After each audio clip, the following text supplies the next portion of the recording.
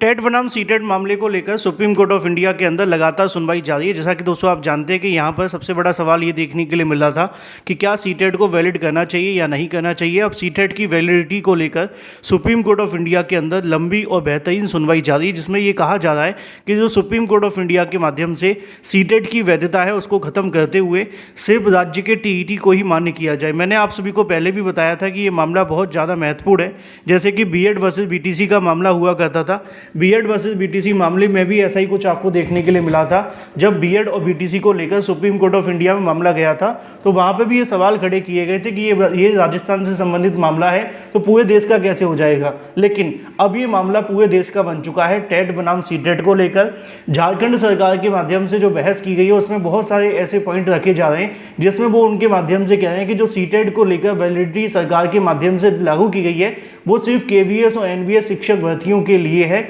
उसको सिर्फ केवीएस और एनवीएस शिक्षक भर्ती तक ही माना जाए, उसको शिक्षक भर्ती में एड ऑन करना कोई काम की बात नहीं है। और राज्य के अपने कल्चर होते हैं, राज्य की अपनी संस्कृति होती है और हर राज्य की अपनी भाषा होती है। तो किसी दूसरे स्टेट के अभ्यर्थी को वहाँ की भाषा का ज्ञान हो, वहाँ के कल्चर का ज्ञान हो या उसके प्रति उसकी कहीं ना कहीं जो जिम्मेदारियाँ हैं वो शायद पूरी नहीं होती हैं और वो सिर्फ वहाँ एक नौकरी के लिए जाते हैं जो कि उनको मिल जाती है, लेकिन उसके बाद उनको चीज़ों में बहुत सारी समस्याओं का सामना करना पड़ता है। इसलिए यहाँ पर टेट बनाम सीटेट को लेकर जो झारखंड की तरफ से पक्ष रखा गया है वो काफ़ी कहीं ना कहीं अपर लेवल का देखने के लिए मिला है। उन्होंने कई ऐसे पॉइंट यहाँ पे कोर्ट के सामने रखे हैं जिसके माध्यम से उन्होंने इस बात को कहीं ना कहीं सरकार के सामने रिप्रेजेंट करने की कोशिश की है कि जो आप सभी के माध्यम से टेट और सीटेट करवाए जा रहे हैं उनमें बहुत बड़ा डिफरेंस है। टीईटी सिर्फ राज्य स्तर के लिए ही मान्य है और टीईटी राज्य के लिए बेहतर भी है, लेकिन जो सीटेट है वो सिर्फ और सिर्फ केंद्र सरकार की शिक्षक भर्तियों के लिए वैलिड होना चाहिए, इसके अलावा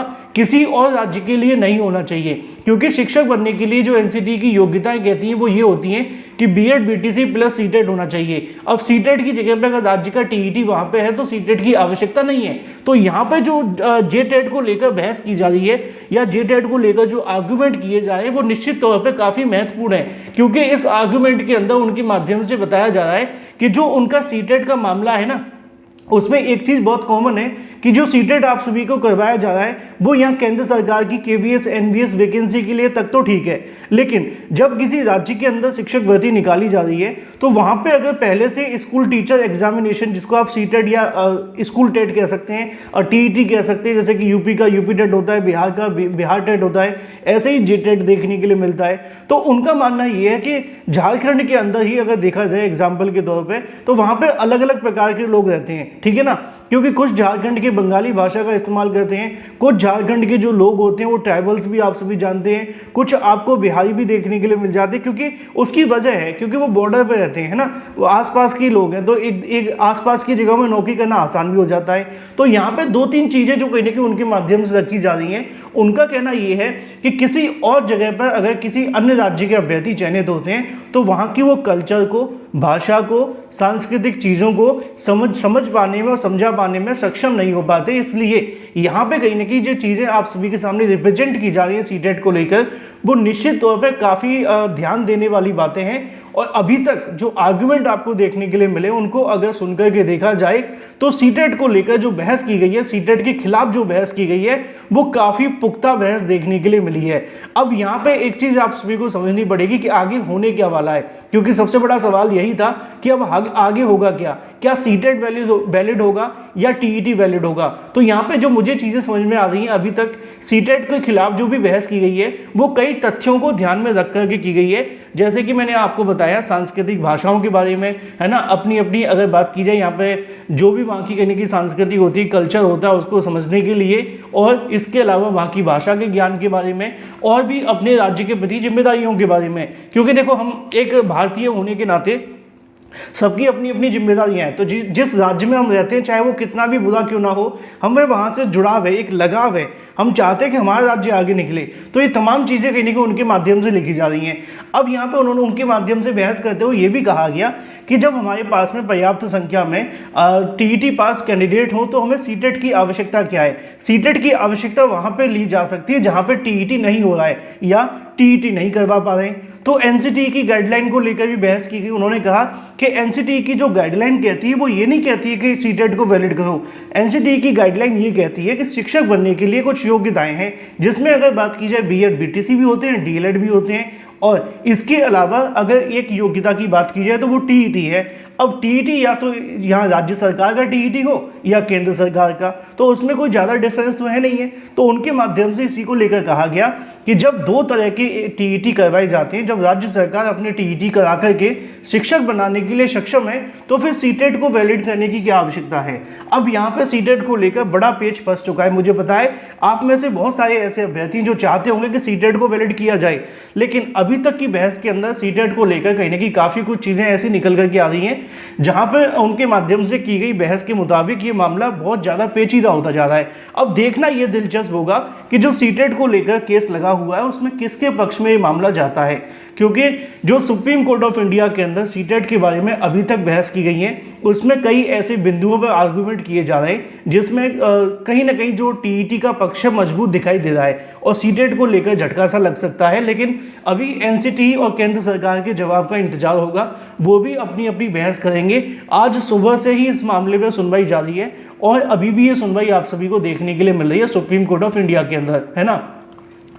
तो पहली चीज़ तो हो जाती है आप सभी की कल्चर के बारे में, लैंग्वेज के बारे में, इसके अलावा और योग्यताओं के बारे में। अब जब शिक्षक बनने के लिए योग्यता हमारे पास अवेलेबल है कि अगर आपको किसी को शिक्षक बनाना है तो दो तीन चीज़ें माननी रहती हैं। पहली होती है कि आपने बीएड या बीटीसी किया हो, पहला। दूसरी चीज़ देखने के लिए मिलती है कि आपके पास टीईटी होना चाहिए। अब उनका कहना ये था कि जब हमारे पास टीईटी होना चाहिए, चाहे वो स्कूल का हो, मतलब राज्य सरकार का हो, या इसके अलावा केंद्र सरकार का, तो जब हमारे पास राज्य सरकार का टीईटी है और इसको लेकर ये भी पूछा गया जजेस के माध्यम से कि आपके राज्य के अंदर क्या पर्याप्त संख्या में टीईटी पास कैंडिडेट हैं, तो इसको लेकर भी उन्होंने जवाब दिया कि यस, पर्याप्त संख्या में हमारे पास टीईटी कैंडिडेट हैं और ये सभी कहीं ना कहीं पात्र भी हैं और ये नौकरी करने के लिए एलिजिबल भी हैं। तो ऐसे में इन अभ्यर्थियों को लेकर अब जो मामला है वो काफ़ी ज़्यादा सीरियस हो चुका है टेट बनाम सीटेट मामले को लेकर, और इसकी जानकारी लाइव आप सभी को इसी चैनल के माध्यम से दी जा रही है। सभी अभ्यर्थी चैनल को सब्सक्राइब करके बेल आइकन को अवश्य दबा लेना, क्योंकि यहाँ से आपको सबसे सटीक, सबसे पहले जानकारी इसी चैनल के माध्यम से दी जाएगी। तो टेट बनाम सीटेट को लेकर सुप्रीम कोर्ट ऑफ इंडिया के अंदर ये मामला पहुँच चुका है, लगातार सुनवाई जारी है और अभी भी कोर्ट के माध्यम से इस पर बहस की जा रही है कि टेट को वैलिड किया जाए या सीटेट को। आप में से कितने अभ्यर्थी ऐसे जो चाहते हैं कि टेट या सीटेट वैलिड हो, कमेंट करके बताइए, क्योंकि अभी तक जो बहस की गई है उसमें बहुत सारे ऐसे बिंदु रखे गए हैं जिनको सुनने के बाद में सीटेट का जो पक्ष है वो काफ़ी ज़्यादा कहीं ना कहीं झटका लगने जैसा है। लेकिन अभी आप जानते हैं जब तक फाइनल डिसीजन नहीं आ जाता तब तक चीज़ें आप सभी जानते हैं इधर उधर ही हैं। लेकिन अब एक चीज़ यहाँ पे कोर्ट को डिसाइड करनी होगी सरकार के माध्यम से कि क्या शिक्षक बनने के लिए सीटेट की कोई आवश्यकता है या नहीं है। अगर सीटेट की आवश्यकता नहीं है,